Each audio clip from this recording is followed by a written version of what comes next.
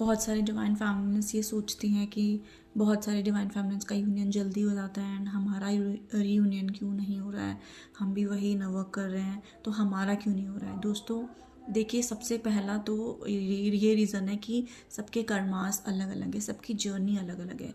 किसी के ज़्यादा कर्मास हैं, ठीक है, और किसी के कम कर्मास है। तो जिसके कम है वो जल्दी क्लियर कर लेते हैं एंड जो अपनी यूनियन को अचीव कर लेते हैं जैसे उनके कर्मास एंड ब्लॉकेजेस क्लियर होते हैं।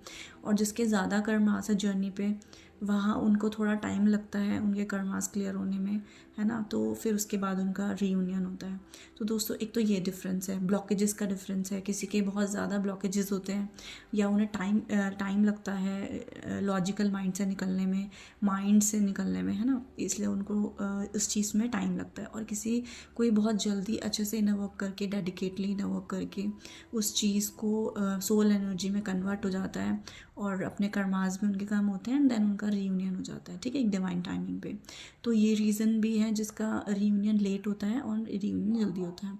तो देखिए, मैं आपको ये बताना चाहती हूँ, रीयूनियन जल्दी हो जाए चाहे रीयूनियन लेट हो, इससे कोई फ़र्क नहीं पड़ता, बिकॉज आपको चलना सोल एनर्जी में ही है। आप रीयूनियन होने के बाद बिल्कुल भी माइंड एनर्जी से ऑपरेट नहीं कर सकते हो, क्योंकि अगर आप वापस से रीयूनियन होने के बाद को डिपेंडेंट हो गए अपने ट्विन फ्लेम पे या उनके ऊपर को, मतलब एक तरीके से इमोशनली को डिपेंडेंट या फिज़िकली या मेंटली किसी भी तरीके से अगर आप अपने ट्विन फ्लेम से वापस से को डिपेंडेंट हो गए, माइंड एनर्जीज में आ गए, तो फिर से वही आपका जो यूनियन है वो कोलैप्स हो जाएगा, चाहे वो फिर कितनी भी जल्दी आपका रीयूनियन हो गया हो, ठीक है।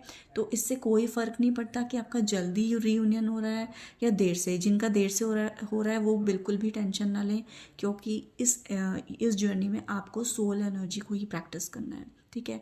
आपको रीयूनियन से पहले भी सोल एनर्जी को प्रैक्टिस करना है और ज़िंदगी भर रीयूनियन चाहे जल्दी भी हो जाए तो भी सोल एनर्जी में ही अपने आप को चलना है, तभी आपका रीयूनियन वो परमानेंट हो पाएगा, ठीक है। देखो, जिनका जल्दी रीयूनियन हो जाता है ना, उनके बस माइंड को वैलिडेशन मिल जाता है, वो उस ईगो माइंड को वैलिडेशन मिल जाता है कि हमारा रीयूनियन हो गया, लेकिन इससे कोई फ़र्क नहीं पड़ता, इसमें कोई ज़्यादा फ़र्क नहीं है दोस्तों, ठीक है।